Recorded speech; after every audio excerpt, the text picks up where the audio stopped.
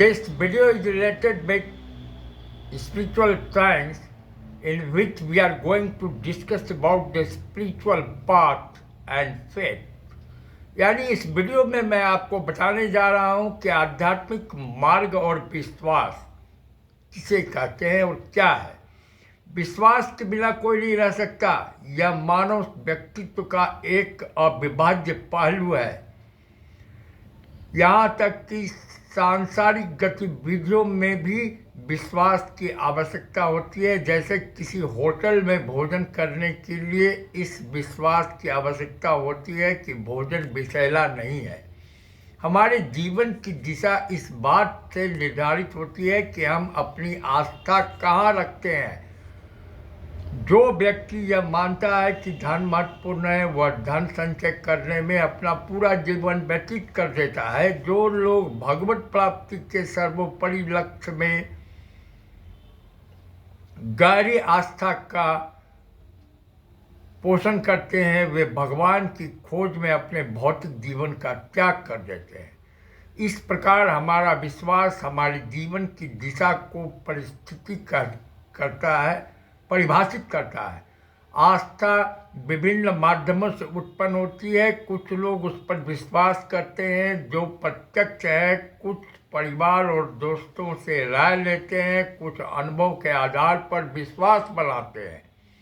कुछ लोग सुनी सुनाई बातों से भी विश्वास विकसित कर लेते हैं। अनुचित स्रोतों पर किया गया विश्वास हमें गलत विकल्पों की ओर ले जाता है। अंततः हमारा जीवन भी विपरीत दिशा में आगे बढ़ता है। आध्यात्मिक पथ पर हमारा लक्ष्य होना चाहिए ऐसे विश्वासों का निर्माण करना जो हमारी आध्यात्मिक प्रगति में सहायक हो।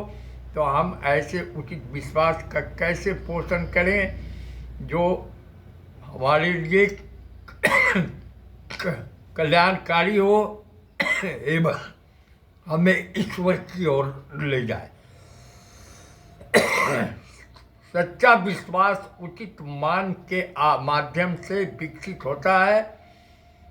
दिव्य ज्ञान हमें ईश्वर के स्वरूप और हमारे साथ उसके संबंध से अवगत कराता है। अब जब हम समझ गए हैं कि ज्ञान विश्वास विकसित करने में महत्वपूर्ण भूमिका निभाता है, तो इसके विश्वसनीय स्रोतों का पता लगाना चाहिए। इनमें प्रमुख हैं वैदिक शास्त्र, पूर्वकालीन असंख्य भक्त और भगवत प्राप्त गुरु। वेदों का ज्ञान परिपूर्ण है, वही ज्ञान भगवत प्राप्ति सब समझते हैं। गुरु से प्राप्त ज्ञान भी उत्तम है। हालांकि गुरु के संबंध में सावधानी बरतने की सलाह दी जाती है। जब हम भगवान और गुरु के वचन पर विश्वास करते हैं, वही सच्ची आस्था होती है। Thank you for watching this spiritual video which is related with the spiritual science.